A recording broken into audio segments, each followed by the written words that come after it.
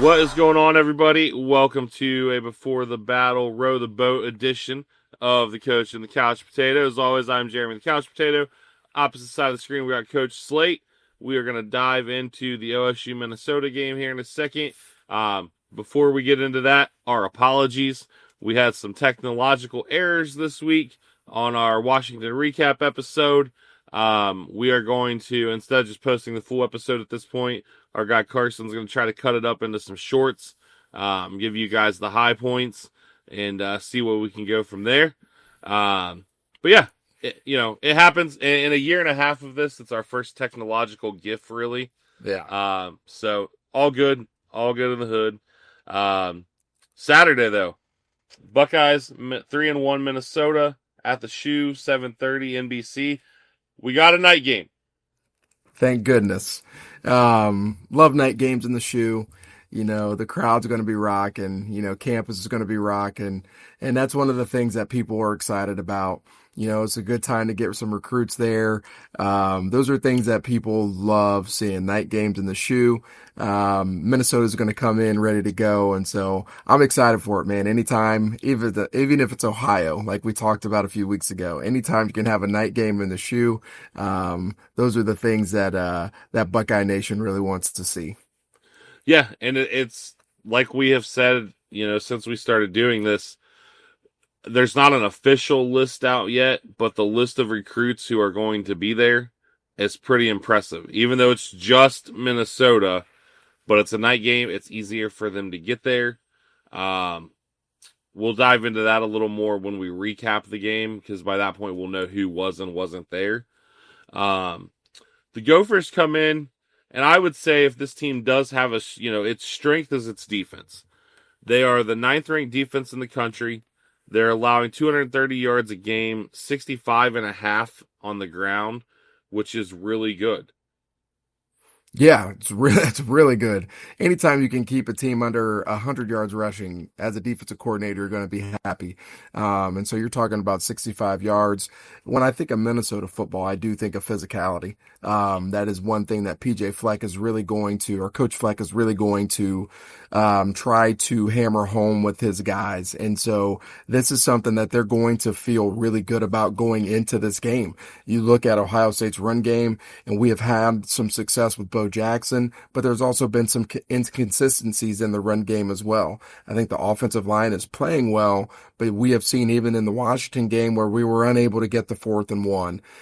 Against Texas, we struggled a little bit in the run game. Against Ohio, we struggled a little bit in the run game. And so there are some inconsistencies in that run game that, Buckeye fans are kind of frustrated with at times. And, Minnesota is going to turn on that film, or they have turned on the film, and they feel pretty good about being able to get stops. And so it's going to be important that the Buckeyes really come out, because their interior defensive line is going to be big. They're going to be physical, and, they're going to come ready to go. But, I think it's going to be a good test for us up front. Yeah, and they've got some dudes. Defensive end Anthony Smith, he's 3rd in the Big Ten in sacks at 4.5, 6th in TFLs with 6. The Ohio State O-line has given up 2 sacks on the year. Something is going to give one way or the other. And then their pair of safeties, Kerry Brown, and then a guy who we talked a lot about last year, Coy Perch. Didn't have a good game against Cal in that loss. But I think that was an anomaly. I think this guy is legit. I think he's going to have something to prove, obviously playing Ohio State, who did push for him late. One note on the defense, 264 passing yards in their 2 games against Power 4 schools, and Rutgers and Cal. So it's there for the taking. Yeah, it'll be interesting to see, what philosophy the Buckeyes have coming out of this game. Are they going to really work to come out and spread the ball out to our athletes, really try to open things up in the passing game to open up the run game? Or are they going to really try to get Bo Jackson going to start the game and really say, assert their dominance in the beginning of this game? So it'll be interesting to see how they approach the game. I think I think Minnesota's defense is very solid. I think Coy is a very good player. I really do. This is a guy that you and I both wanted in our class. Underrated athlete, plays both sides of the ball. I think this guy is a stud, and I think he would have done a really good job with, Coach Walt and Coach G coaching him up. And so I think this kid can play. He's a ball hawk. He's a playmaker. When the ball's in the air, he will go get it when he's playing at his best. And so we cannot sleep on his ability. We cannot sleep on the ability of that interior defensive line and just the defensive line as a whole. And so that's one thing that I think our offense really needs to come out clicking, and ready to go, because I think this defense does have some good things to it, and they'll definitely be ready to play in this game. Yeah, I mean, as cliche as it sounds, when OSU's got the ball, it comes down to two things: their ability to run the ball on a pretty stout run defense, but I also think they have to exploit the secondary. In the Cal game alone, Cal had 19 first downs. 12 of them were through the air, 279 yards, and 3 touchdowns. Yeah. So, I mean, I know those are both very cliche things because it's football 101, but I feel like it rings very true here. Yeah, I think it rings very true as well. And then you just think about who we have at quarterback with Julian Sayin and the accuracy of the football. And you look at the Washington game and you just think about him not really throwing the ball down the field much. But in that second half, we just felt like, gosh, he is just really whipping it. He's really spinning it. And that is the type of offense we can play. Where he can be a true distributor like a point guard, right? He can be a John Stockton out there at quarterback. And so if he's able to do that, I think we can exploit their secondary kind of like Cal did. And we can take it to another level, because I think our athletes and our receivers are the best in the country. And so I think, as a coach, that would be the plan of attack that I would have. And then in return, that's going to loosen things up. And then Bo and CJ are going to be able to go crazy. And that offensive line is really going to be able to lay hands on the defensive line. So as a coach, that would be my philosophy, is to really spread the ball out. Here we go. Play fast. Play aggressive. Doesn't mean you were going downfield every single play, right? But we're playing aggressive and getting the ball out quick and letting our guys do their thing out in space. Yeah, it's really, like you said, Julian just feels like he is just whipping the ball around. Yeah. And I think he's starting to get some love nationally, because people realize, this dude's completing 80% of his passes. He's had the one bad throw all year.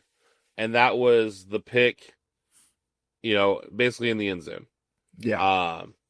And that was a great play by the defender on that play too, because he read it. Yeah. His eyes told the story. He followed Julian's eyes. I think Julian Sayin is on the brink of being more special than we thought he was going to be this year.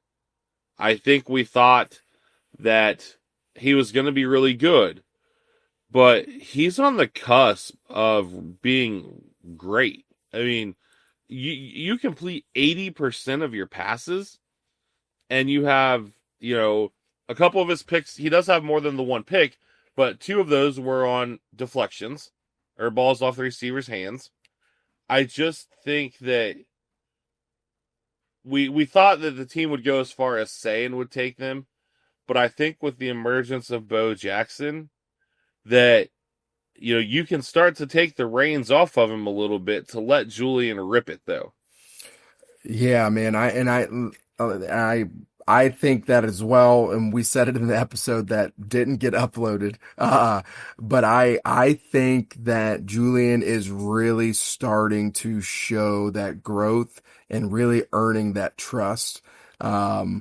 When you look at the way he plays and the command that he's playing with in the second half of that Washington game, it is like watching an NFL quarterback operate at a high level. I mean, it is fun to watch.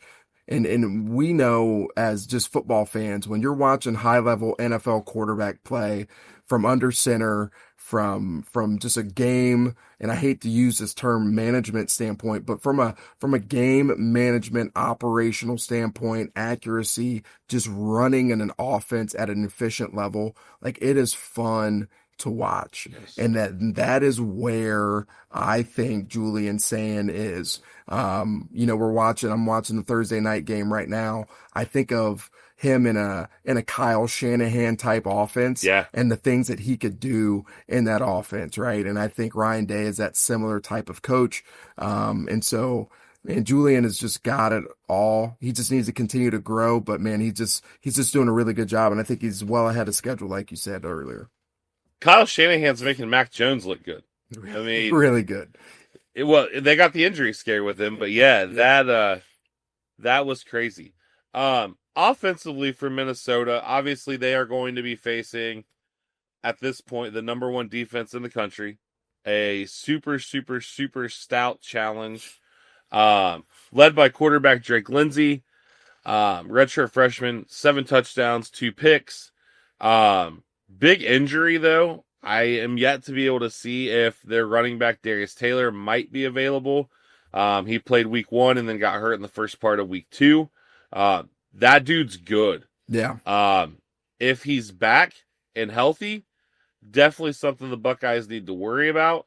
Leading wide receiver is Javen Tracy, 12 catches, 204, and 2 touchdowns.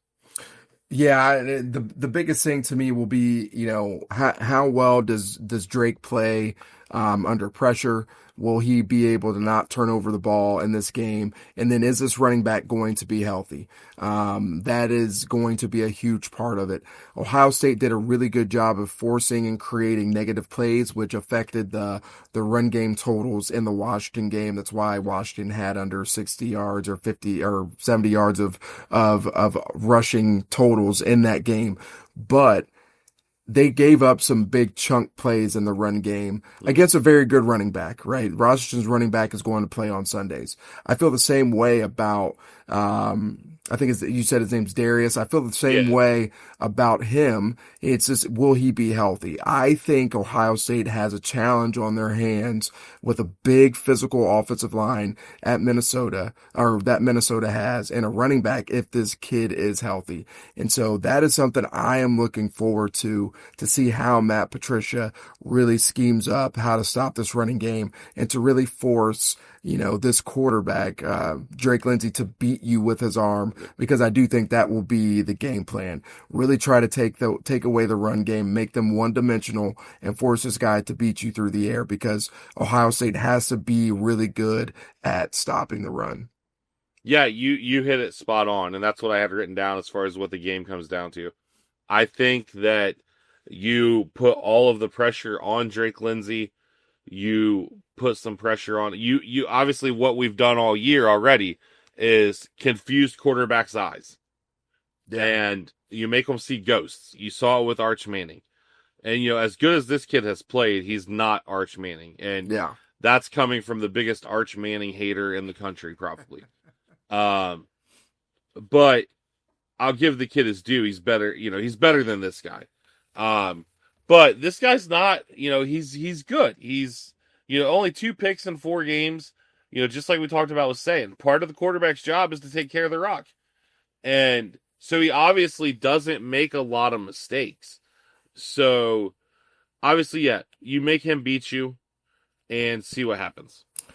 Yeah. You make this quarterback come into a very hostile environment at night and prove that he can beat you. I think if you struggle stopping the run, you allow teams to find a way to control the clock, to limit your possessions, and to feel like they have a chance going into the fourth quarter.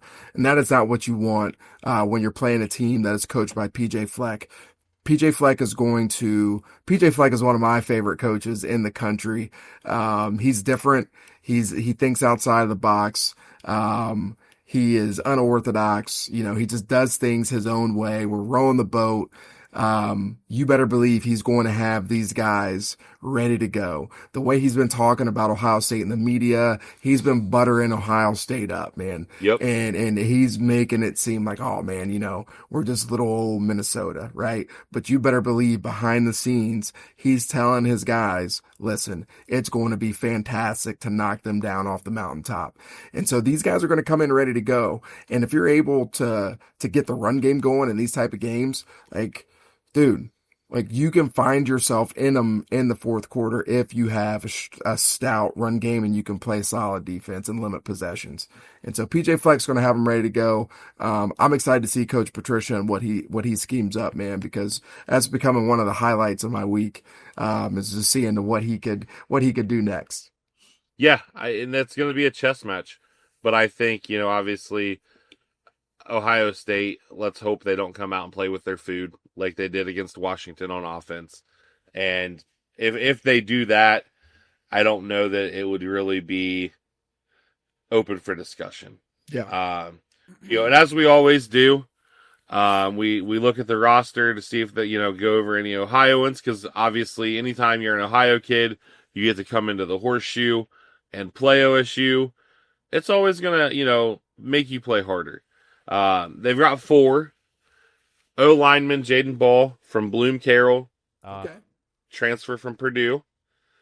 D lineman Jaquan Stubbs. Sorry, I wrote it out too long. Jaquan Stubbs is from Cleveland Heights. Running back Grant Washington from St. Ignatius, and linebacker Devin Williams from Kaufman. So I mean, that kid really is going to have a chip on his shoulder when he's in. Yeah, anytime you're coming back, listen, if you're an Ohio kid and you're coming to play in the shoe, there's a part of you that feels like, all right, Ohio State didn't offer me, or if Ohio State didn't offer me, they should have offered me. If I get my opportunity today, I'm going to show them why they should have offered me. And so these guys are going to be ready to go. This is likely a dream come true for them to be able to play in the shoe. And so they're going to be ready to go. And listen, the one thing I also want to point about their physicality, just look at Philip Daniels for us. Philip Daniels is a nasty dude, and he plays with a violent, physical, mean streak. And that's the type of guys Minnesota recruits up front. And so I just want people to understand, like, the level of physicality we're going to see on Saturday is going to be pretty high. And so because Philip Daniels was one of theirs. And so that is what we're going to see on Saturday. So, I love seeing Ohio kids get their opportunities, though. So I hope they play well, but I also hope we destroy them. Yeah, I mean, in the Phillips Daniels underlying story, you got to wonder if there's going to be attempts to get in his head, make him make mistakes, personal fouls, that type of thing. Obviously, I would assume the trash talk could be pretty high, but he's a nasty dude. I don't think I'd want to mess with him. So, we'll do our predictions, and then we've got another little topic to hit on because, like we said at the start, big recruiting weekend because of a night game. So we got a few little nuggets there. Prediction-wise, I think the Buckeyes win 42-10. Okay. All right. I do think the Buckeyes are going to come out and want to start out fast. I think you're going to try to score some points and really get out to a fast start.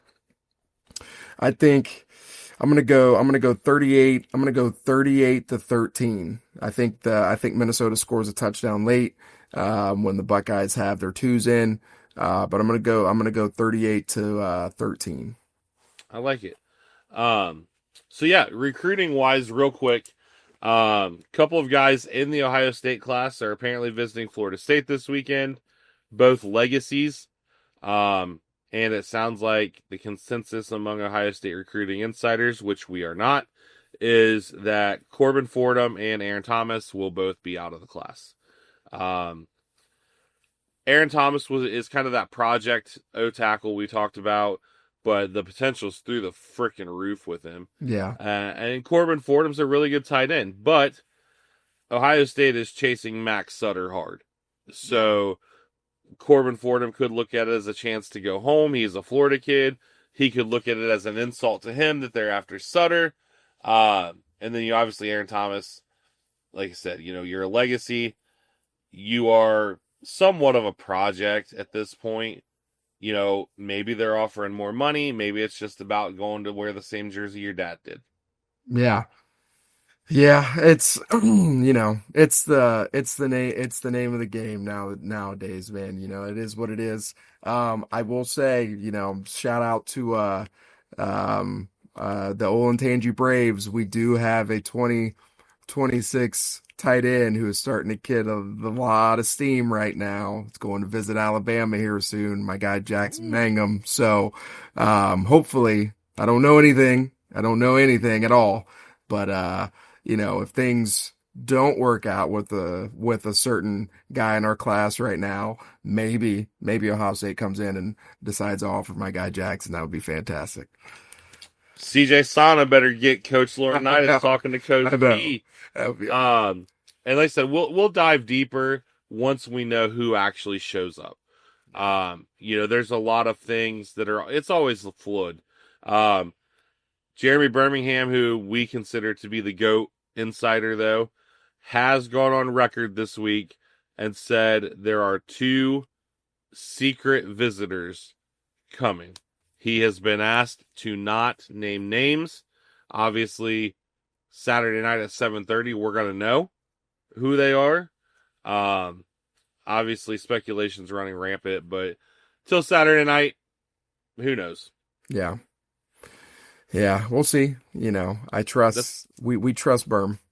Oh yeah, I mean, I know he went through a rough spell. He was off on some predictions, but at the end of the day, he's still the man. Yeah. And we'll leave recruiting to him, and we'll just talk about what he says. But yeah, I mean, like you said, anytime we get a night game, we're excited. Couple of other good games this weekend. You got Diego Pavia and his stepdad Theo Vaughn is going to be the game day picker. If they somehow beat Alabama again, that would be one of the most insane things I've ever seen. Yeah. And then you've got Florida State and Miami. Obviously, I'm pulling for the Seminoles, but it's probably not going to happen. But yeah, since Mrs. Slater loves it when I tell her to make your honey-do list lighter. Whoa. It doesn't have to be made lighter for this weekend. It can just be lessened a little bit. But I think that's all we've got. And like I said, apologies for the Washington recap episode. But you guys will see some real type videos coming out with some of the clips. We had a really good debate on Aaron Scott in that one. I'm sure there will be some of those. But I think with that, we will see you guys next week. See ya.